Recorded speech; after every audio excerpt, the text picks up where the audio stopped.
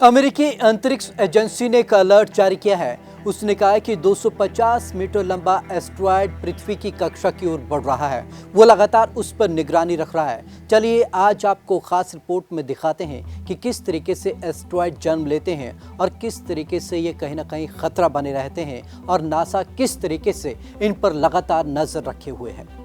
अमेरिकी अंतरिक्ष agency NASA ने चिताया है कि 250 मीटर का विशाल एस्टेरॉयड 22,000 किलोमीटर प्रति घंटे की रफ्तार से धरती की कक्षा की ओर आ रहा है। यह एस्टेरॉयड 1 जुलाई को धरती की कक्षा के बेहद पास से गुजरेगा। बुर्ज खलीफा के आकार का है यह क्षुद्र ग्रह है। नासा इस एस्टेरॉयड पर वर्ष 2006 से अपनी पैनी नजर बनाए हुए है। यह एस्टेरॉयड लंदन आई से दोगुने और दुबई बुर्ज खलीफा इमारत के आकार का है। इस एस्टेरॉयड को 2021 GMA-4 नाम दिया गया है।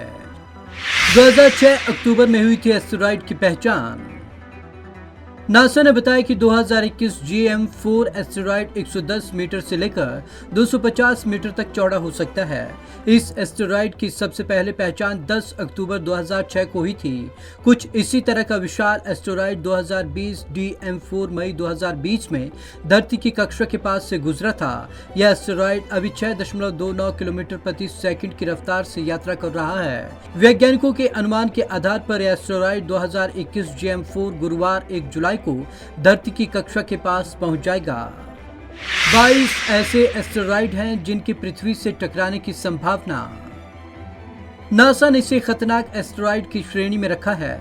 यह एस्टेरॉयड हाल ही के दिनों में आने वाले 5 में से तीसरा है। अनुमान है कि एस्टेरॉयड दुबई के बुर्ज खलीफा इमारत के आकार का हो सकता है। नासा इन दिनों 2000 एस्टेरॉयड पर नजर रखे हुए है जो धरती के लिए खतरा बन सकते हैं। अगर किसी तेज रफ्तार स्पेस ऑब्जेक्ट के धरती से 46.5 लाख मील के करीब आने की संभावना होती है तो उसे स्पेस ऑर्गेनाइजेशन खतरनाक मानते हैं।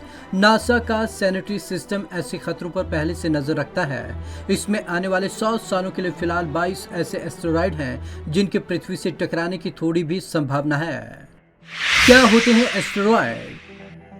एस्टेरॉयड वे चट्टानें होती हैं जो किसी ग्रह की तरह ही सूरज के चक्कर काटती हैं, लेकिन ये आकार में ग्रहों से काफी छोटी होती हैं। हमारे सोलर सिस्टम में ज्यादा एस्टेरॉयड्स मंगल ग्रह और बृहस्पति यानी कि मार्स और जुपिटर की कक्षा में एस्टेरॉयड बेल्ट में पाए जाते हैं। इसके अलावा भी ये दूसरे ग्रहों की कक्षा में घूमते रहते हैं और ग्रह के साथ ही सूरज का चक्कर काटते हैं। करीब 4.5 अरब साल पहले जब हमारा सोलर सिस्टम बना था तब गैस और धूल के ऐसे बादल जो कहीं किसी ग्रह के आकार नहीं ले पाए और पीछे छूट गए, वहीं इन चट्टानों यानी कि एस्टेरॉयड में तब्दील हो गए। यही वजह है कि इनका आकार भी ग्रहों की तरह गोल नहीं होता। कोई भी 2 एस्टेरॉयड एक जैसे नहीं होते। Bureau report, Punjab Kesari TV. तो ये एस्टेरॉयड 22,000 किलोमीटर प्रति घंटा की रफ्तार से पृथ्वी की कक्षा की ओर बढ़ रहा है। हालांकि इसमें साफ तौर पर कहा गया है कि पृथ्वी की कक्षा को छूकर निकल सकता है, लेकिन कहीं ना कहीं खतरा बना रहता है। इसलिए लगातार एजेंसियां इस पर नजर रखे हुए हैं। तो आज की इस खास रिपोर्ट में बस इतना ही। विवेक शर्मा को दीजिए इजाजत। नमस्कार।